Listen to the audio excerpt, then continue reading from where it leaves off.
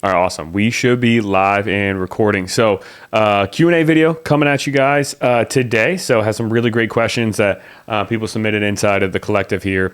So let's go ahead and just without further ado, let's go ahead and dive in. So Erin, her first question is, when lifting to tone more than bulk, do you recommend higher reps / more weights or excuse me, higher reps / more sets or higher weight? So the $1 million question, right? Like, should I do higher reps or higher weight and lower reps to quote unquote tone versus bulk? So this is a huge misconception and a myth when it comes to lifting weights, that there are ways to work out to make you bulky versus toned, or that you can get bulky muscle or toned muscle. All muscle looks the same.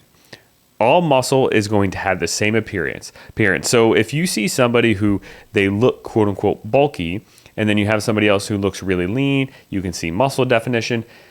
Their muscle tissue is the same, right? Now, obviously, somebody can have like, different sizes of muscle, where they can have muscle in different areas, but the actual muscle tissue is the same. There is no like bulky or toned muscle. Now, the appearance of whether you quote unquote look bulky or look toned simply comes down to body fat level. Like, if you see somebody who you're like, oh, this person looks like really bulky, I don't want to get bulky. And like, bulky is a very subjective term and a subjective way to say things. I don't necessarily know what you mean when you say bulky. Like, when I hear bulky, what I picture is kind of, sometimes you see these guys in the gym, and maybe someone would even describe me like looking like this. I don't think I'm to this level, but maybe you see some guys in the gym where they're huge, and like their arms kind of stick out to their sides when they walk. Like, you can tell it's probably almost impossible to reach behind their head. They can barely fit into doorways, and they're just overall big. Like, you can tell they have a lot of muscle, but you can't really see as much muscle definition, right? They just like really fill out their shirts, have sometimes even like bigger guts, bigger bellies, but you can see, okay, this person has a lot of muscle on their shoulders, on their arms, on their chest. Like, that's kind of what I think about when I say bulky. Someone else, when they say bulky, they might be thinking, okay, like they're scrolling through Instagram and they see this like Olympia competitor or this bikini competitor who like they're flexing on the stage, and it could be even, a female, like a woman, and like their arms are just huge and their back is just absolutely massive. And it might be really defined and chiseled, but it's just really big to where like, oh, like I wouldn't want those muscles. Like, sometimes people will be like, oh, like she looks manly because she has so much muscle, in those extreme examples. And maybe that's what you're thinking, right, when you say bulky. So it's a very subjective thing, right?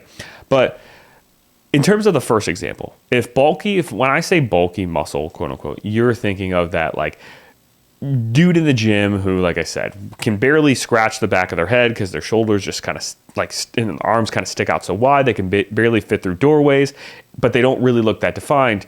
That comes down to body fat level, where that person just has a significantly higher body fat percentage. They have a lot of muscle, but they have a lot of body fat. So it looks and gives the appearance off of, okay, this is quote unquote bulky, because there's no muscle definition necessarily that you can see, because it's just kind of covered with extra body fat. Now, the other example of like the extreme example of, okay, this Olympia bikini competitor, someone who's like literally like the top female bodybuilder out there, that kind of quote unquote bulky muscle, if that's what you're thinking of, that comes down to just having a significant amount of muscle. But it's not that the muscle is different than the muscle that you have. She just has so much more.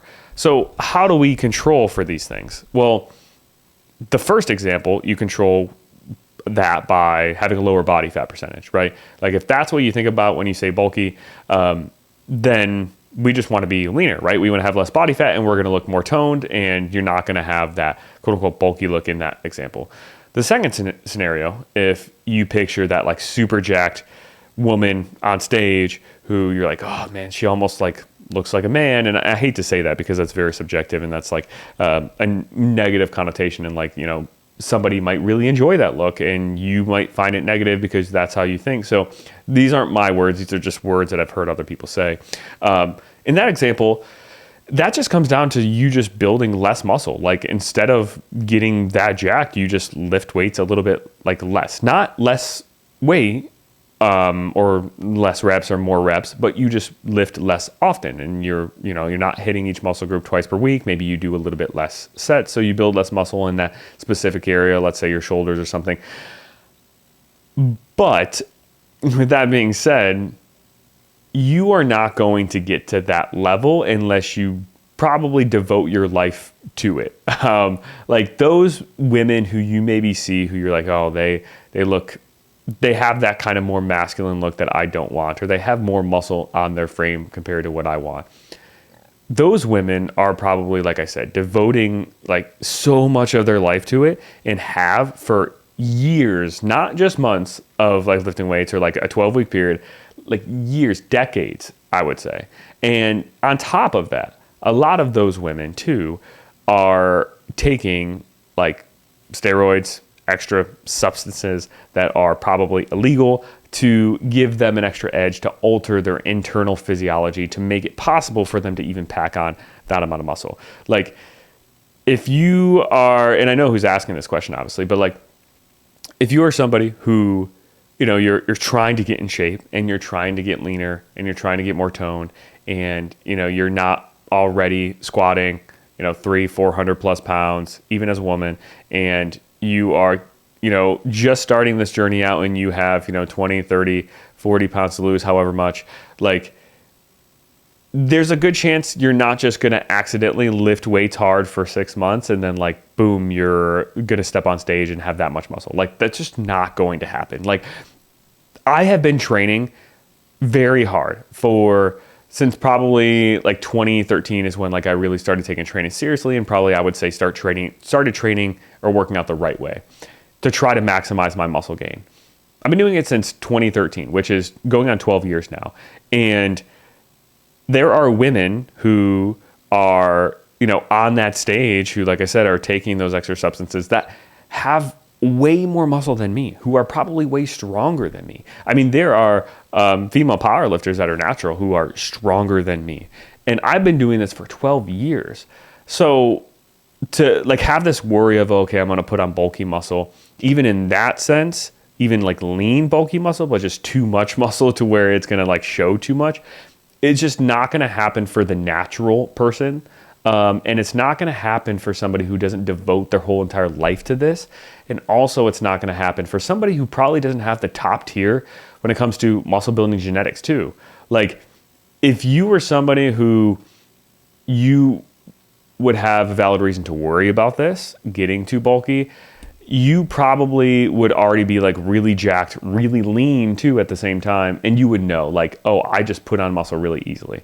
So you're probably not in that scenario. So now getting to your question, right? Higher reps or lower reps for more bulky and tone. Well, we kind of already established you don't tone a muscle. It all comes down to body fat level or how much muscle you have. So you can't alter it by necessarily doing higher reps or lower reps, because like that just doesn't really affect it. A muscle either just grows, it stays the same size, or it shrinks. Like that's really it. So when it comes to like lifting weights now, okay, if we probably want to actually put on muscle, which I would say 99% of like people, women, even men, need to be putting on more muscle. A lot of America, a lot of the world is just under muscled compared to what's probably optimal. And especially as we age and get older, most people don't work out, they don't exercise, they don't lift weights continuously. So they end up losing a lot of muscle over time, which has a lot of negative health effects with blood sugar control, balance, stability, making sure you don't fall. Bone mineral density increases, or it's able to stop the decrease if you are lifting weights consistently. So there's a ton of benefits as to why you want to put on muscle or why you want to lift weights. So do you lift weights with higher weight and lower reps, or lower weight and higher reps? So as long as you are between, I would say, the 5 to 20 rep range, and you are getting 1 to 2 reps away from failure, the result of your training, like how much muscle you build, how little muscle you build, is going to be essentially the same. That's what the research at least, points to. It actually points to a wider range of like 5 to 30 reps, but anything over 20 reps is just so hard to actually get close to failure and gauge failure, because you get a different type of burn, which doesn't necessarily mean you're getting close to failure, but it's just not to get into the weeds too much of like the physiology of what happens when you do that, but you have all these metabolites that build up in the muscle as you do more reps without taking rest periods, and that causes that intense burn. But that doesn't necessarily mean you're getting close to like muscular or mechanical failure, which actually drives muscle growth. But so I'd like to say between 5 and 20 instead of 5 and 30, because it's really hard to gauge how close you are getting to failure once you get above 20 reps. And I would say even probably above like 12 reps, it gets a little bit hard to gauge how close you are to failure, which is why I really like most exercises to probably be between like 5 and 15 reps, kind of like the widest range, just for the ability to gauge how close you actually are to failure. Because like I said, we want to be 1 to 2 reps away from failure. Like that's kind of the sweet spot, and probably closer to 1 rep away from failure is probably a little bit sweeter for most exercises that you can safely do that way. But if you are between 5 and let's say 20 reps and you are 1 rep away from failure for all of those sets, then it's going to achieve the same result, and it's going to help to maintain the muscle you have, or hopefully build muscle. And whether you get too quote unquote bulky, it comes down to your body fat level or how much absolute muscle you have. And if you start to notice that, I feel like I'm getting too bulky, chances are it's probably that we just need to lose more body fat, and that's what's going to help you to not feel as bulky. Like the women you see on fitness magazine covers where you're probably like, oh, like she looks really lean, has good muscle tone. Like she probably has more muscle than you. Not saying you, Aaron, but just the person listening to this. They probably have more muscle than you, if you're asking this type of question. So you probably actually do have to build more muscle, but you probably have to lose more body fat to kind of show that leanness for it not to appear quote unquote bulky. So hopefully that makes sense. Wendy had a question. If you do once a week treadmill for anywhere between 30 minutes to an hour, does it have a positive impact or negative impact on your recovery after your lifting days?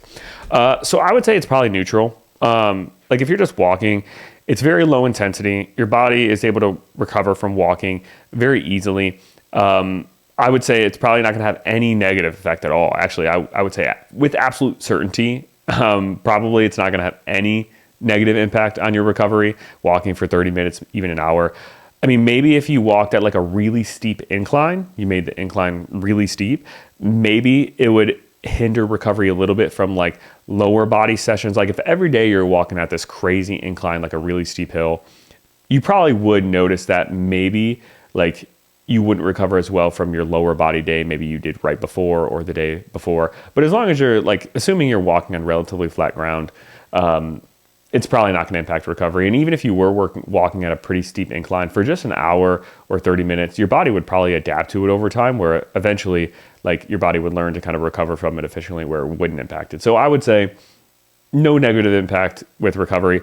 When it comes to positive, probably not really a positive impact either. Probably just pretty neutral. I mean, there are some ideas that, okay, like walking can help blood flow a little bit, which can maybe help to bring some nutrients for recovery.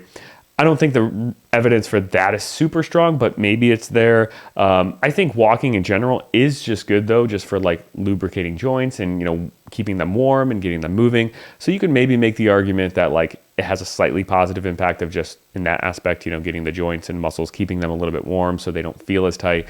I don't think like walking will necessarily improve like your strength on a 1 rep max on squat or something like that.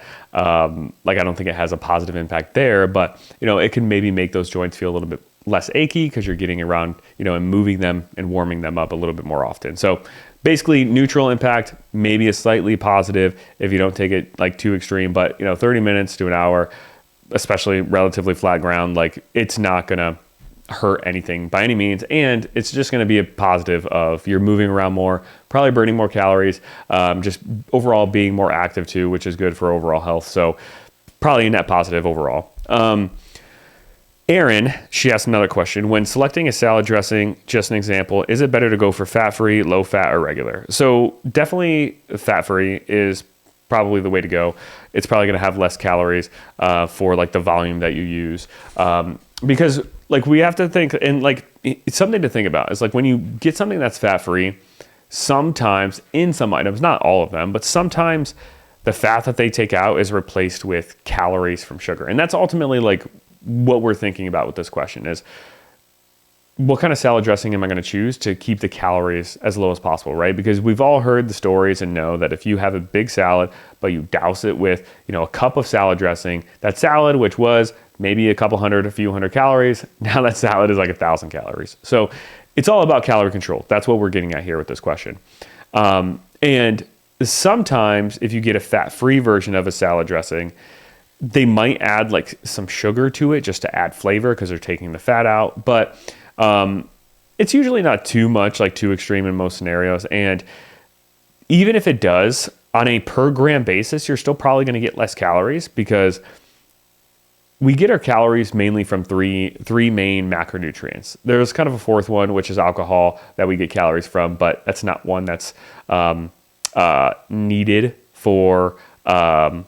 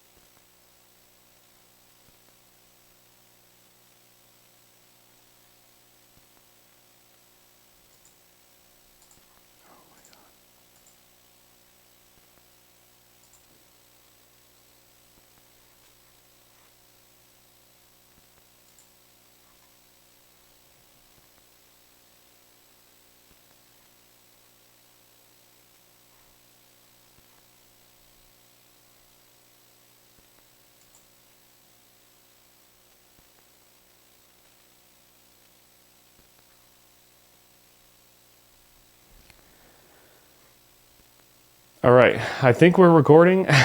So let's go ahead. I had some technical difficulties, I think, with the camera. All right. Let's go ahead. All right, sorry if there's a weird kind of cutoff in here. Had some technical difficulties with the camera.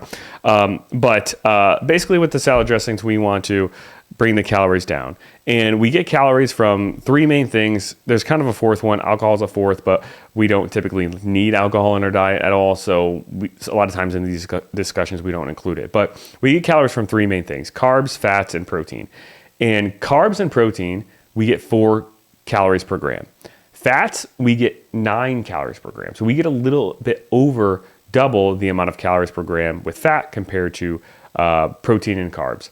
So usually with lower fat versions, even if let's say if there's a salad dressing that has 10 grams of fat per serving, and you substitute that out to fat-free, and let's say they add 4 grams of carbs or sugar to it for to have some extra taste. So they're adding or subtracting 10 grams of fat, adding 10 grams of carbs and sugar. Well, the 10 grams of fat is going to have 90 calories in there, but the 10 grams of sugar is going to have 40. So even if you replace on a gram per gram basis, you are going to have less calories overall. So choosing the lowest fat version of a salad dressing is usually your best bet. On maintenance days, during a fat loss phase, do you recommend getting to the calorie range, or is going over the fat loss range but not all the way to maintenance okay? Hope that makes sense. So what Erin is asking, she's a one-on-one client, is basically when we do fat loss phases, I think it's a really good idea to have like 5 to 6 days of the week be kind of like your lower range of calories, your fat loss days, where you're eating a little bit less food, a little bit lower calories, and that's where most of the fat loss for the week is happening. And then having 1 to 2 days, those other 1 to 2 days of the week, being quote unquote maintenance days, where you bring calories actually back up to maintenance. And I find that's so helpful for it feeling sustainable, giving you flexibility to have a little bit more food on like celebrations, holidays, traveling out of town, whatever it is, going out to lunch, with a friend, gives you a lot of flexibility there. It also can help to alleviate a lot of hunger too. Like if you're consistently eating a lower calorie amount in a fat loss phase for 7 days of the week, by that seventh day, and you think about going into the next week, okay, now I got to deal with this extra hunger a little bit for another entire week over and over and over. It gets really just kind of exhausting, like always kind of feeling hungry. But having 1 or 2 days that are not cheat days, but they're days where you purposely eat closer to your maintenance calorie level can help to alleviate some of that hunger. And then there's a little bit about or around like, okay, does it boost metabolism a little bit in the short term to keep that a little bit elevated? It's a little bit here and there regarding that. But the biggest thing is like the practical benefits of it and the psychological benefits of not having to feel as hungry 7 days a week. You just feel hungry, a little bit hungrier, 5 to 6 days, and 1 or 2 days, you're able to kind of satisfy that hunger a little bit more.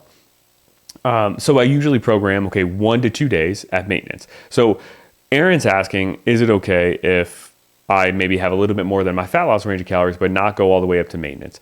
I would say at least on one of those days, go up to maintenance. Because there is a benefit of actually like eating at that maintenance calorie level when it comes to just making sure your body is fully fueled that one day. We're really alleviating, a lot of that built up hunger so it doesn't continue to build up over time. Whereas if you stop 200 or 300 calories short of your maintenance, even if you are eating over the fat loss range, your body is still in a calorie deficit probably. So we haven't quite hit that maintenance range. And there are just a lot of like symptoms that come about from being in a calorie deficit for too long. Hunger rises, energy levels go down, performance in the gym maybe goes down. Even like on the hormonal level, there's maybe some adjustments there with like thyroid hormone, maybe down regulating a little bit. That's a little bit more extreme, but it can happen a little bit. So if we're falling short of that maintenance level, even though we're eating more than our fat loss range, we're still in a deficit and we're not getting rid of that deficit. Like the whole point of those maintenance days is to get rid of that calorie deficit for at least a day or two to kind of get that reset. And maybe you get a little bit of a reset from going a little bit higher than the fat loss range, but falling a little bit short of the actual maintenance, but you're not fully getting up there. So when you have a protocol or plan, right, where it says, okay, do 1 or 2 days at maintenance, have at least one of those days actually at maintenance. If that second day, if you feel like you don't need to go all the way up to maintenance, I would say it's okay to have that second day be in that like weird middle ground to where maybe it's a little bit higher than fat loss, but not quite up to maintenance because you did already have that one day of the week that was truly at maintenance. But that second day, have it be a flex day and you can kind of have it wherever you want as long as it's not lower than your fat loss range and higher than your maintenance. We don't want it on the extremes. But that seventh day, you can kind of have it wherever you kind of see fit. But have 5 days for sure in the low end, 1 day for sure in that maintenance high end. And then that 6th day, you could either have it in the fat loss range, or 7th day, you can either have it in the fat loss range, you could have it in the maintenance range, or you could have it anywhere in between. So let me know if that makes sense. And then Peggy, she asked, I asked this in the last Q&A, but I'm going more in depth now. Had a visit with the ortho today. I have to do 6 weeks of physical therapy in order to have an MRI. They think I have a torn labrum. They said no weights. Is it beneficial to still do lower body workouts just with no weights? Can you freeze your membership until healed? I know I'm going to lose so much progress with muscle gain. I'm not going to try upper. So I do know more damage. I'm going to continue walking and jogging. Any input advice would be greatly appreciated. So I think your question with the membership is about like the collective. So, I mean, if you are if you're doing month to month, you can't technically cancel and then like restart back up like in like a month or two. Like that's an option, but I think you're in a yearly membership. So if you are in a yearly membership, you're already getting like a big discount, and like you can't, like if you cancel your year, your membership will end once your year ends, which is probably going to be after this period anyway. So it wouldn't really make sense for that. But when it comes to your question, as far as like what to do, or can I or should I still do lower body days with no weights? Absolutely. I mean, doing anything is always better than something. Like if you're not able to load any type of weight with your workouts or exercises, even if you just do body weight, you're still moving your muscles, and that's still going to help to prevent some muscle loss for sure, versus just kind of like having this all or nothing mindset or mentality of, oh, like, I can't fully do my workout, so I'm just going to not work out at all or not do any resistance training for, multiple weeks. Like still do body weight. Like you're going to get something out of it. Also some other ideas too is like, this is a question to ask them, right?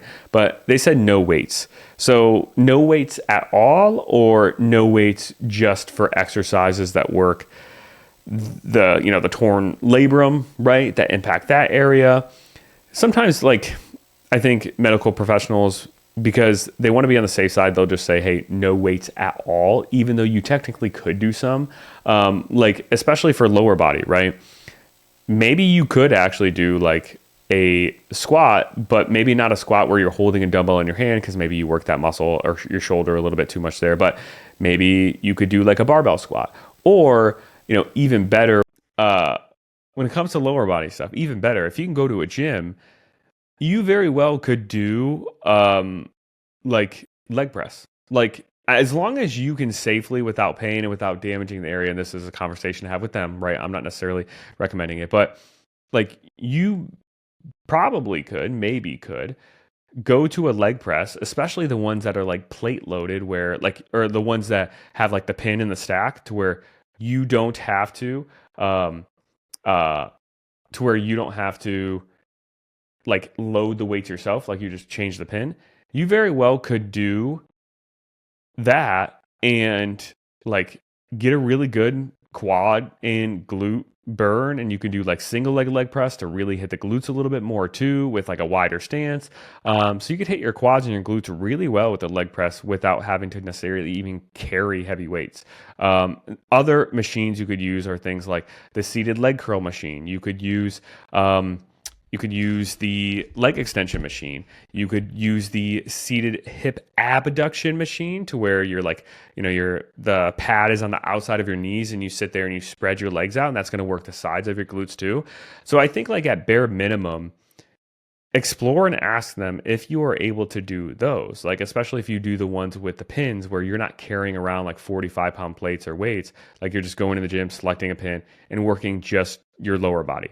I don't see why that couldn't be an option, but maybe obviously I don't have all the information, so maybe there is a reason as to why they said no weights at all. Like I said, a lot of times medical professionals will say things like that because they just want to be on the safe side and don't want to say, okay, you can do some weights, and then like have their patient do something without their supervision that is going to make things worse or hurt them. But that could be an option. If you can do that, like you're going to really maintain, as long as you're able to push those sets close-ish to failure, like you're going to maintain all of your lower body muscle.